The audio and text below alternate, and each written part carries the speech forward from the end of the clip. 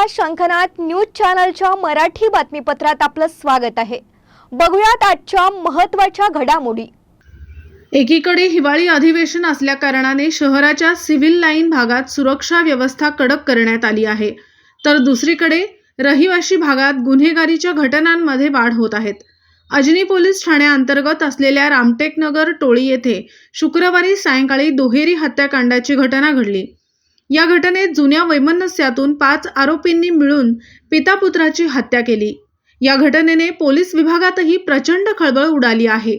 मृतकांमध्ये विजय बजरंग सावरकर वय वर्ष 54 आणि मयूर विजय सावरकर वय वर्ष 27 या दोघांचा समावेश आहे। तर हल्लेखोरांमध्ये कुख्यात गुन्हेगार संदीप नाडे, बादल गणेश कुरवेती, शुभम गणेश कुरवेती, एक 17 वर्षीय अल्पवयीन आणि एक अज्ञात आरोपी यांचा समावेश आहे।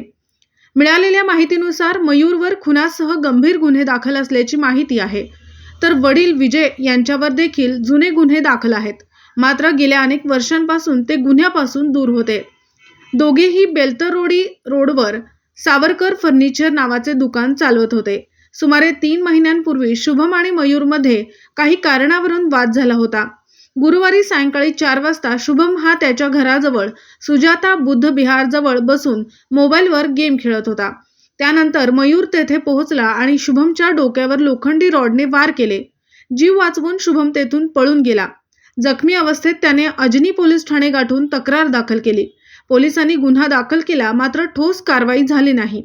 अशा स्थितीत सायंकाळी 5:30 वाजता शुभमचा भाऊ बादल हा मयूरकडे गेला असता मयूरने पायावर देखील रॉडने मारण्यास सुरुवात केली। या मारहाणीची बातमी शुभमला कळताच तो त्याचा मित्र संदीप आणि इतर साथीदारांसह पोहोचला आणि त्यांनी मयूर आणि त्याच्या वडिलांवर गुप्ती आणि धारदार शस्त्राने वार करून दोघांची हत्या केली। सूत्रांच्या माहितीनुसार या घटनेत दोघांचे मृतदेह बराच वेळ परिसरात पडून राहण्याची चर्चा आहे। या घटनेत पोलिसांच्या कार्यप्रणालीवर प्रश्नचिन्ह उपस्थित केले जात आहेत। पुन्हा भेटूयात नवीन बातमीपत्रासह, तोवर नमस्कार।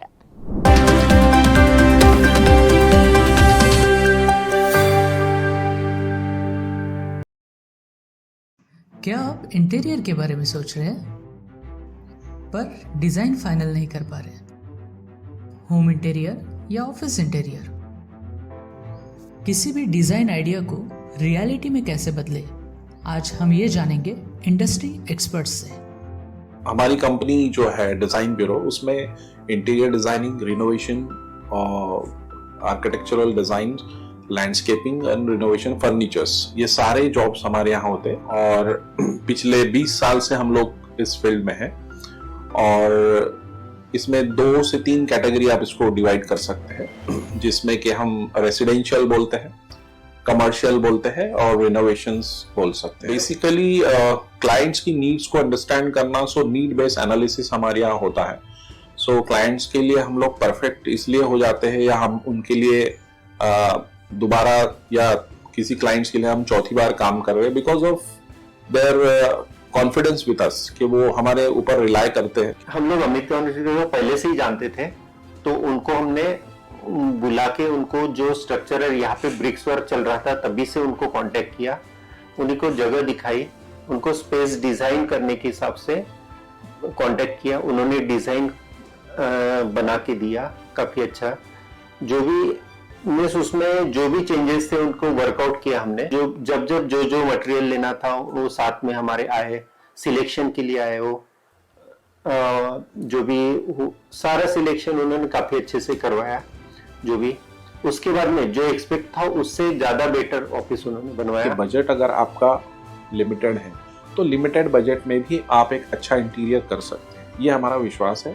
और हमारे क्लाइंट्स के लिए हम वही दे रहे हैं और उसी से हमारा क्लाइंटल बड़ा है। हर क्लाइंट की एक अलग स्टोरी होती है, उनका एक अलग रिक्वायरमेंट्स होता है। कई बार ये सारा मिस आउट हो जाता है, हम अपने डिज़ाइन उन पे लाते हैं, वो नहीं होना चाहिए। उनको क्या चाहिए वो हम डिलीवर कर सकते हैं, बस वो उनके बारे में हमको समझना पड़ेगा। तो हमारे इसमें हम एक ही बोलते हैं कि ड्रीम कम्स ट्रू। आप ड्रीम देख रहे हो, हम उनको फुलफिल करेंगे, वो हमारी रिस्पॉन्सिबिलिटी है।